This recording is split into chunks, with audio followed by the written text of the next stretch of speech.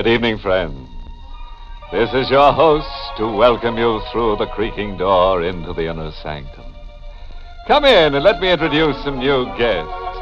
Now, first, here's Merwin, the mathematical murderer. Merwin says that the shortest distance between two ears is a straight cut across the throat. This geometric goon divided 3 victims with his knife, but to me it just doesn't add up. Now meet Edgar, the electrical killer. At school, this character was voted the most likely to shock 'em dead. Edgar's wife was a dull dame, so he plugged her into a wall socket. Now you should see the way she sparkles. Yes, sir. Now she's the light of the party.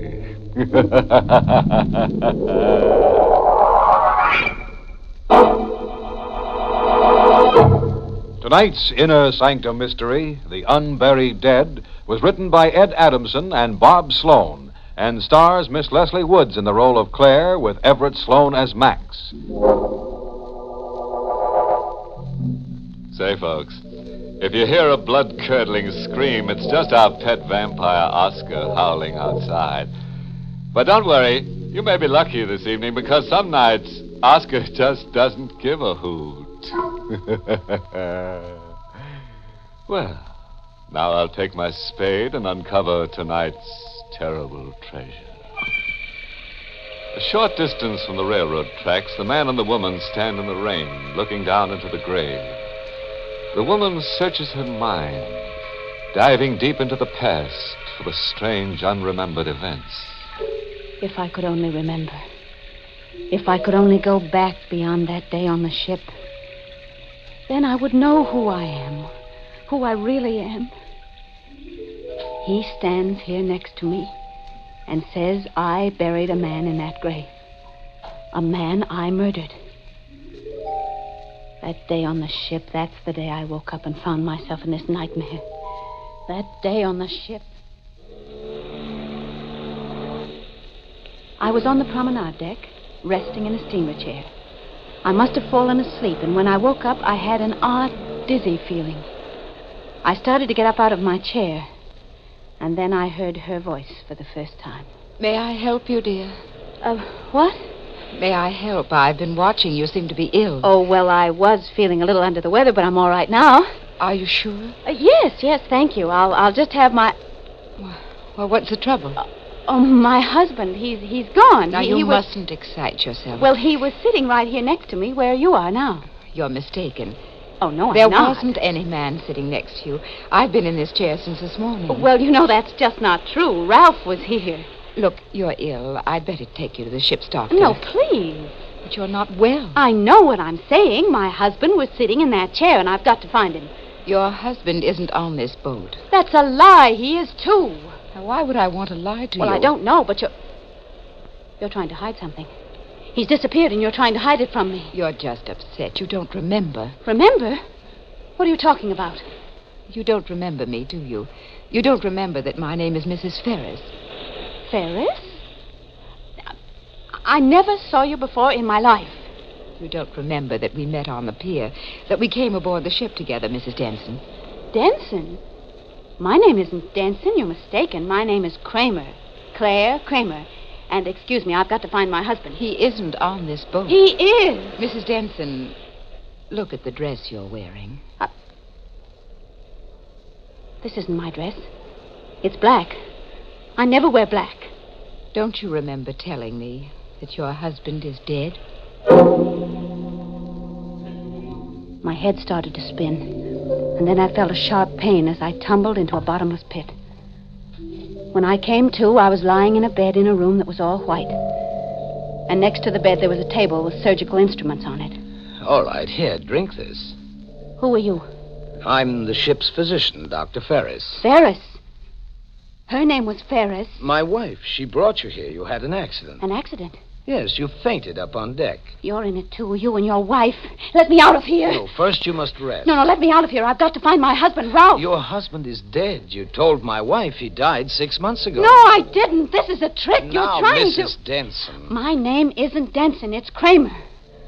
What are you two trying to do to me? Why don't you let me find my husband? Please take this medicine. It will... Oh, no! Oh, no, I am not going to take it. I'm not. Now, try to understand, Mrs. Denson. I only want to Oh, help. no, you don't. You're lying just like your wife did.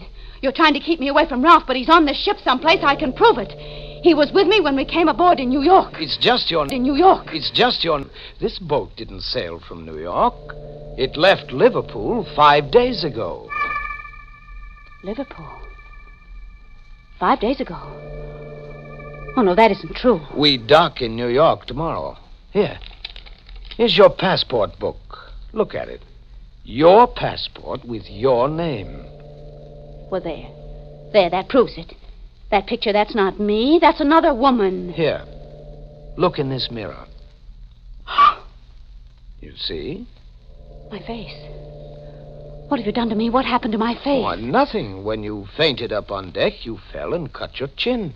I had to put in a few stitches. Oh, no, it's my whole face. It's different. You've changed it. You've changed my whole face. I was lost. A woman with a different face. Lost in time and identity. I found out that the ship was to arrive in New York. Well, then where had I been? What had happened to me, and where was my husband, Ralph? The questions hammered against my brain until it ached. The next day, the ship docked in New York. I went straight to my house. I had no key, so I rang the bell and waited. The door was opened by a large, red-faced woman. A woman I had never seen before. Yes? Who are you? What is it your business? Answer me. Tell me who you are. Why, I'm the housekeeper. Don't lie to me. We never had a housekeeper. Now, look. What are you doing here? Who hired you? Oh, just a moment. It was Dr. Ferris and his wife. They had you come here, didn't they? I don't see why I should answer your questions. Well, you better answer them. If you don't, I'll call the police. The police? Huh. That's a good idea. Why don't you call them? I will. But first, you're going to tell me where my husband is. Your husband? Well, you must have the wrong address. Well, this is 29 Pine Street, isn't it? That's right. And Mr. Ralph Kramer lives here. Yes, Mr. Kramer lives here. Oh, now they'll believe me. Now they'll see that he isn't dead. What are you talking about? Now I can prove it was all a trick to keep me away from him. Look, I don't know who you are. Well, but... I'll tell you who I am. I'm Mrs. Ralph Kramer. What? That's right, Mrs. Kramer. Where's my husband? Maybe you'd better call the police after all. Hmm? The police can settle a thing like this. Settle? What are you trying to say? Just this. Mr. Kramer is being married Tuesday. What? He's being married Tuesday. Mr. Kramer doesn't have a wife yet.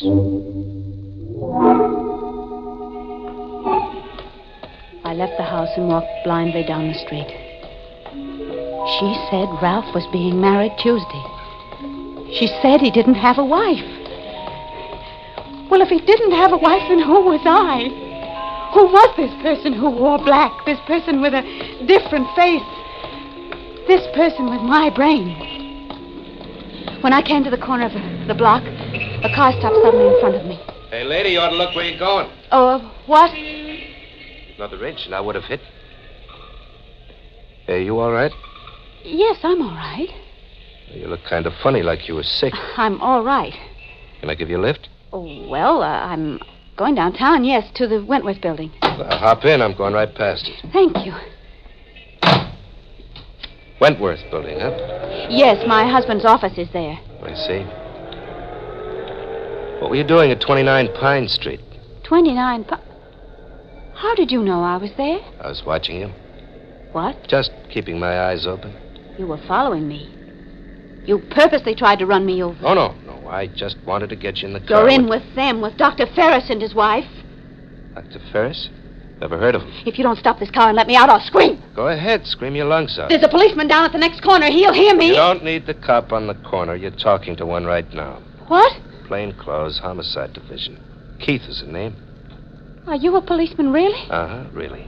Well, then why were you following me? Following certain people's my business. Your face looked kind of familiar. Oh, then you know me. Think I do. Oh, thank heaven you know who I am. Now I can prove that I live at 29 Pine Street. You live at 29 Pine? Who are you kidding? That's Ralph Kramer's place. Yes, and I'm Claire Kramer. How's that? I'm Ralph Kramer's wife. Try again, lady, and this time no lying. This time I want to hear the truth. But I am telling the truth. Why don't you believe me? Why? Because I happen to know where Claire Kramer is right now. I'm Claire. I saw her grave just the other day. Her grave? Mm-hmm. She's in the same cemetery as my brother. Claire's been buried there for 6 years. Keith was too glib. His remarks were too sure. As if he'd been hired to say them. They were all in it together, trying to frighten me, trying to keep me away from Ralph. I was almost sure Keith wasn't a detective, but I had to be positive. I had to catch him in a lie. By the time I got out to the cemetery, it was dark. I walked along the deserted path, flashing my light as I passed the gravestones. Hello? I've been waiting here for you. Oh. I turned my flashlight on his face. It was Keith. His lips were twisted in a sly smile. Is this what you were looking for? I sent the beam of light in the direction he pointed. The shock ripped through me like a knife of fire. What I saw wasn't believable. Well, there it is. You satisfied now, lady? It was a tombstone. And the letters carved on it said, Claire Kramer, died May 13th, 1943.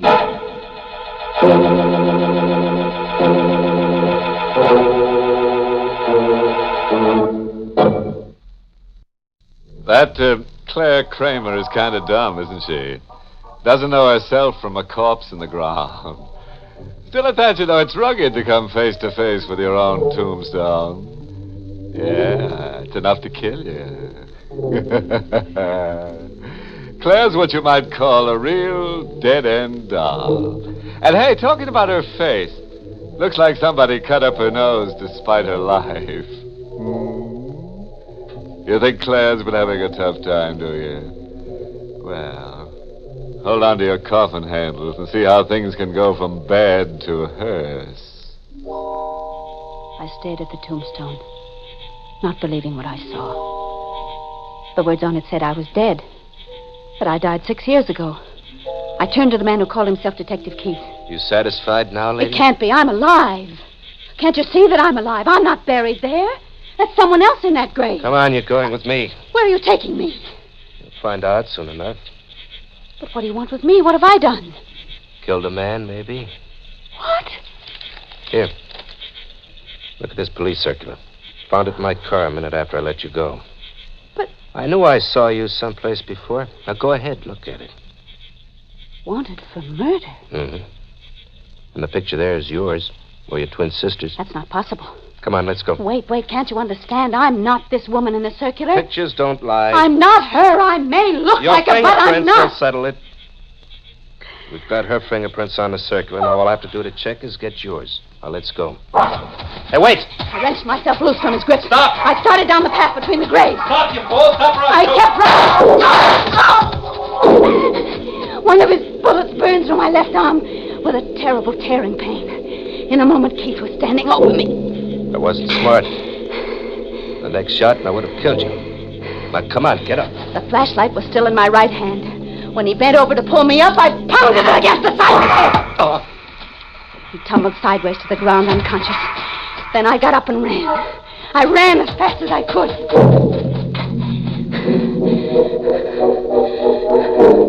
I took the side roads back to town. I ran and then I walked. I walked and walked, holding my wounded arm with the other, losing blood all the time. Then I saw the shingle outside of the house. Dr. Bennett. By the time I staggered into his office, I was nearly fainting. But I was lucky the doctor was alone. There you are, Mrs. Kramer. You'll be all right now. Thank you, Dr. Bennett. You still haven't told me how you happened to get that wound. Oh, no, I didn't. Well, I was carrying a jar. No. And... Mrs. Kramer, it wasn't a jar. But The bullet was still lodged in your arm. Who shot you? I don't know his name. I have to report this, you know. You better tell me the truth. I am telling you the truth. Doctor, do you know anything about fingerprints? A little. Why? Well, look. Look at the fingerprints on this circular. Mm-hmm. And now, look at the ones on my hand. Would you say they're the same? Yes, I would. Of course, I'm no expert. Neither am I. But I can see now those are my fingerprints on the circular. The same scar on the right thumb. Somebody's done a perfect job of making me look like a murderer. Mrs. Kramer, I'm afraid I must report this to the police and let it go at that. I couldn't let him do it. He had his back to me. I lifted the paperweight from his desk. Just as I raised my hand, he turned. Mrs. Kramer, don't! I struck him hard on the head. He dropped to the floor, and I bent over him. As I listened to his uneven breathing, a roaring thought drove through my mind. Kill him, the thought thundered. You are a murderer. Kill him, kill him. I brought the paperweight up, and I struck him again. And he was dead. Now I really was what they made me. A murderer. I had to hide. I couldn't go to see my husband, Ralph, until I was sure I'd be safe. I went to a town across the state line, and I hired a room in a cheap hotel. For 3 days, I only left the room to eat. It was on the 4th day that it happened. I had just come back from dinner and closed the door behind me. Hello? Oh! As he got up from the chair and came toward me, I reached for the gun in my purse. You won't need that gun, Claire. There isn't a cop within a mile of this place. Who are you? Don't you remember little old Max? You know, Claire, I never thought I'd see you again. Then when I read about it in the papers, I knew you'd come to this flea bag to hole up. Why did you do it? I couldn't help myself. He was going to turn me over to the police. Oh, you got me wrong. I'm not talking about the doctor. I mean Steve. Steve? Hey, what's the matter with you? You act like you're off your rocker. I don't blame you for knocking off Steve. That louse had it coming. Steve? Yeah, he had it coming to him good. Hey, what are you looking at me that way for? I'm just trying to think. Why, you should have done some thinking before you buried Steve's body where you did. They found it 2 days later. I've got to get out of here. Don't be a chump. You'll get nabbed. I've got to take that chance. Have you got a car? Yeah, sure I got a car, but you take advice from little old If you're Max. my friend, really my friend, you'll help me. Well, I was always on your team, Claire. Name it. Where do you want to go? Back to Mason City. I've got to see my husband. We drove back across the state line to Mason City, to my house on Pine Street. Max waited in the car. The house was dark, except for a light in the study.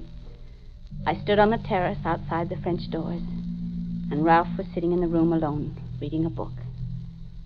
I opened the doors quietly. I tried not to frighten him. Ralph? Ralph! Who's there? So dark here I can't... It's Claire. I've come back. Claire? I've come back, Ralph. Who are you? What are you doing here? Oh, darling, don't you recognize? Get out of this house. Get out before I call the Ralph, police. listen to me. I said get I've out. got to make you understand I'm your wife. My wife is dead. Now either you get out Ralph, or... listen to me. You mustn't believe what they've been telling you. They wanted you to think that I was dead, but believe me, I am your wife. I'm Claire. Claire is dead. I've never seen you before. Never in all my life. Claire Kramer died 6 years ago. Oh, then you're in on it, too. In on it? What are you talking about? Tomorrow is Tuesday, isn't it? The housekeeper told me. That's the day you're being married. That's right. What about it? Now I know. Now I understand. You never did love me, never really. Now I know who's to blame for all those terrible things I've been through. You! Put that phone down. I never argue with a lady. Especially when she has a gun in her hand. It's all so funny, isn't it? You had it all planned, didn't you? You wanted to marry someone else. You wanted me out of the way. Well, then why didn't you have them kill me? It would have been better for me to be dead than to be like this. It would have been wonderful to be really dead. Oh, I don't know what's in your mind, but you What's in my mind? I'll tell you. This. Thank me, Ralph. Thank me for being kinder than you were to me.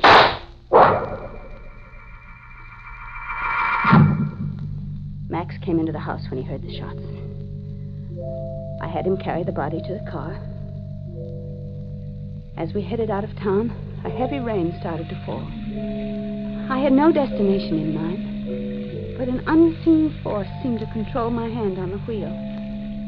It guided me around one turn after another, until at last we came to a deserted stretch along a railroad track. I stopped the car and got out. Then I took the jack handle from the trunk and started to dig up the soft earth.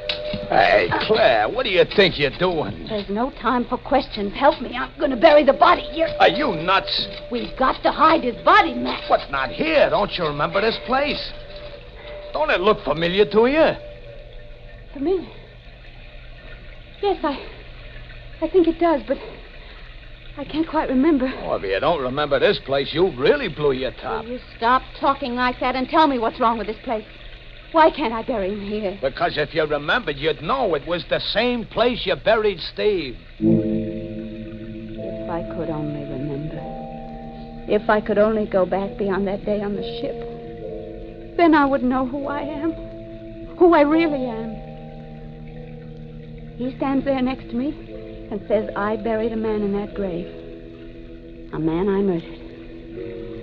Oh, if I could only remember. Come on, Claire. We gotta get out of here. Max, you've got to tell me about Steve.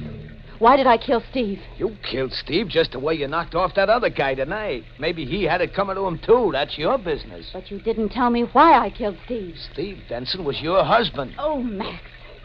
When was the first time you saw me? The first time? Oh, let's see. 5 years ago. And I looked as I look now? Sure. You told me you just had a plastic done because your face was burned. Only between you and me, little old Max didn't fall for your gag about the burn. Burned? Burned, that was true. My face was burned. Okay, so it was burned. Burned, yes. Now I remember. The boat was one day out of New York. Ralph and I were up on the deck when the fire broke out. I lost him, and then something struck my head. I remember the name of the boat, too, the Tragania. Hey, that's that ship that was sunk a way back. Yes. Yes, a way back, Max. 6 years ago. Well, then somebody must have picked you out of the water. The water. There were charred bodies in that water. Charred beyond recognition. They listed me as one of the dead. Oh, I guess you had what they call that amnesia business, huh? That day I woke up from that nap in the deck chair. That's the day I stopped being Claire Denson and became Claire Kramer again. I was a murderess, and I never knew it. Ralph thought I was dead. He really thought so when I killed him. Hey, Claire, the cops. Come on, we gotta get out of here. I've already gotten out, Max. I'm dead. Dead and buried. Oh, stop talking that crazy talk. Come on, before it's too late. It's already 6 years too late, Max. Hey, you can't skip the cops by going over the tracks. Come on back, Claire, and get in the car.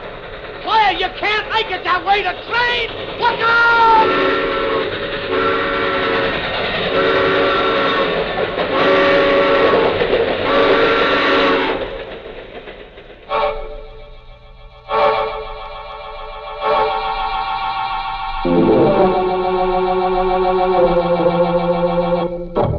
Oh, the cops finally got Claire on those railroad ties. Dead in her tracks. Now she'll have a grave she can call her own. You see what happens, though, when you get amnesia? You forget the people you leave around dead. Oh, by the way, for you forgetful wives, there's a moral to tonight's untidy tale. It's from the pen of that absent-minded philosopher, Scatterbad Brains. Always remember, the quickest way to a man's heart is through his chest, with a bullet.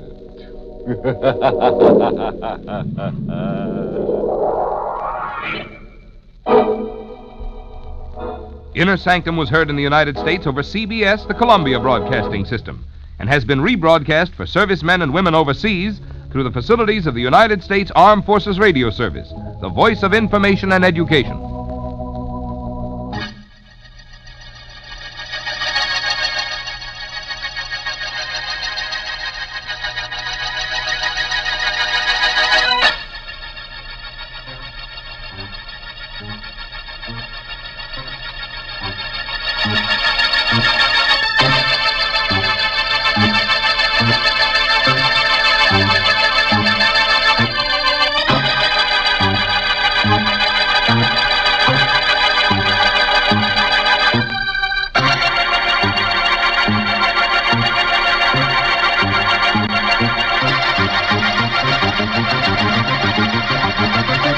Thank you.